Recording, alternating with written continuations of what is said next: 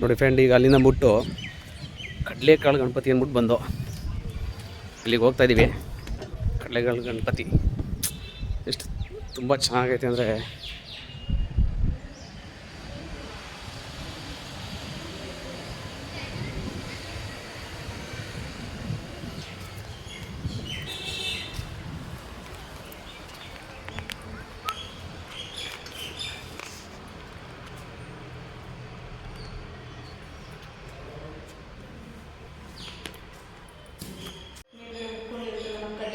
ಹಾಂ ಹಾಂ ಹಾಂ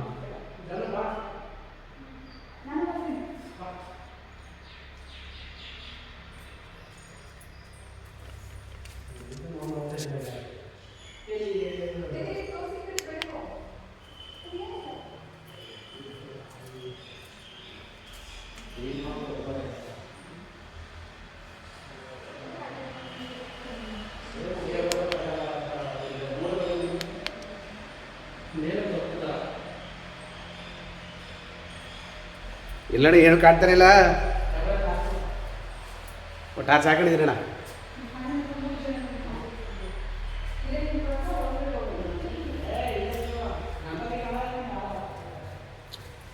ಕಡಲೆ ಅಂಕಲ್ಲ ಆ ಥರ ಇದ್ರಲ್ಲಿ ಐತೆ ಅಂತ ನಾನು, ಇದು ಸೇಫ್ ಐತೆ. ಹಾಂ ಹಾಂ ಹಾಂ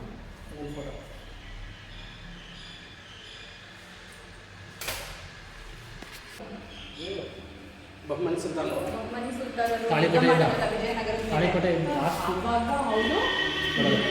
ಕೈದು ನೋಡೋದು, ಕಟ್ ಮಾಡೋದ ಸೊಂಡು ಅರ್ಧ ಕಟ್ ಮಾಡೋದು. ಇದು ಮುಖ ಆಗಿದೆಯಲ್ಲ ಇಲ್ಲಿ ನೋಡಿದೆ, ಸೊಂಡಂತ ಈಗ ಸ್ವಲ್ಪ ರೆಡಿ.